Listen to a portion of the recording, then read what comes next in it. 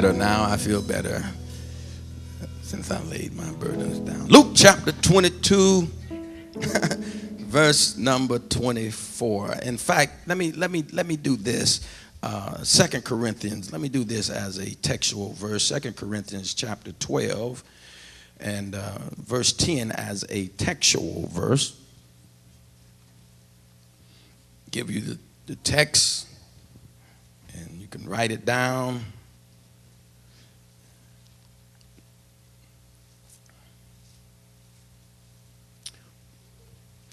In fact, I'm going to read 1, 2, 3 verses there, and verse 10 is going to be textual verse, but verse 8 says, "For this thing I besought the Lord thrice, that it might depart from me.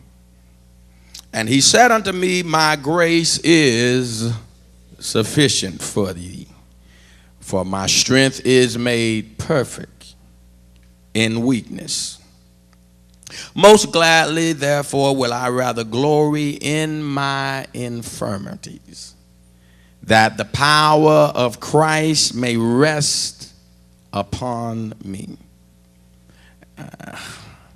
Therefore, I take pleasure in infirmities and in reproaches, in necessities and persecutions, in distresses for Christ's sake.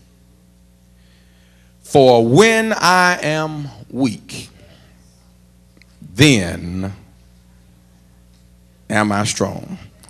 I want to use for a text that says, "He will be strong for me."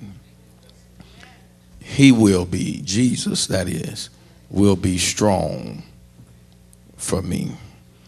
Do you believe that? There come times in your life when you are weak.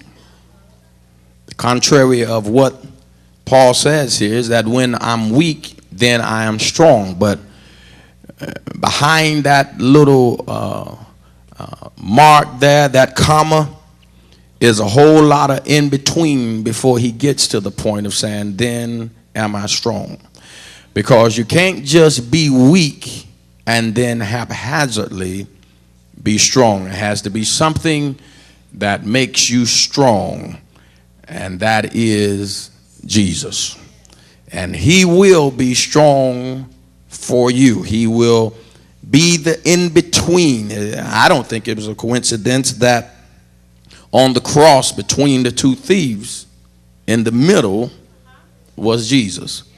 I take it as a symbol that in the midst or in between whatever, Jesus stands there and becomes our strength. So flip back to Luke chapter 22, and it says in verse 24, "And there was also strife among them, which of them should be accounted the greatest."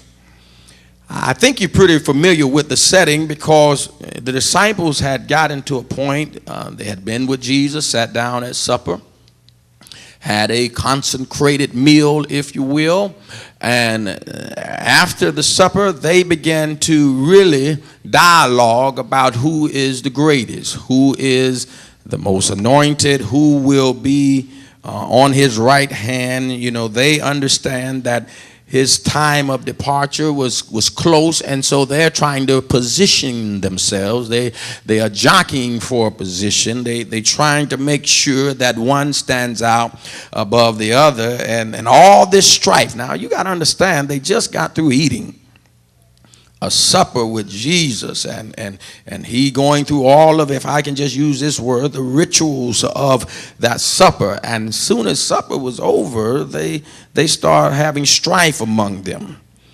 Who gonna be the greatest?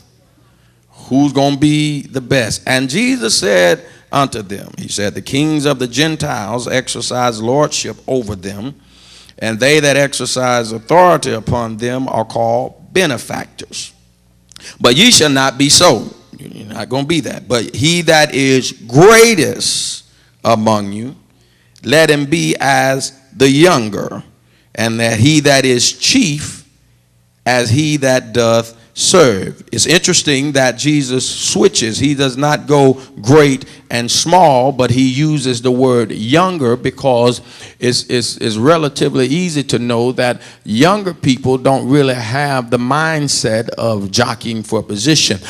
When you were younger, you would just, you can get into an argument with your friend or actually a fight, and when the teacher pull y'all together and say, I'm sorry, tell each other you're sorry, I'm sorry, and you go on to class. But when you reach adult stage, it don't matter who try to bring you together. The judge can bring you before the court, and you say, just tell them that you're sorry. I ain't telling them nothing. Every time there's a pastor, you try to bring people together and say, just apologize. I don't feel like I need to apologize. He, she said such and such, and that was uncalled for. And Jesus tells them, they say, if you're going to be great, if you're going to be anointed, you need to be like the younger. You need to be like children. And he that is chief,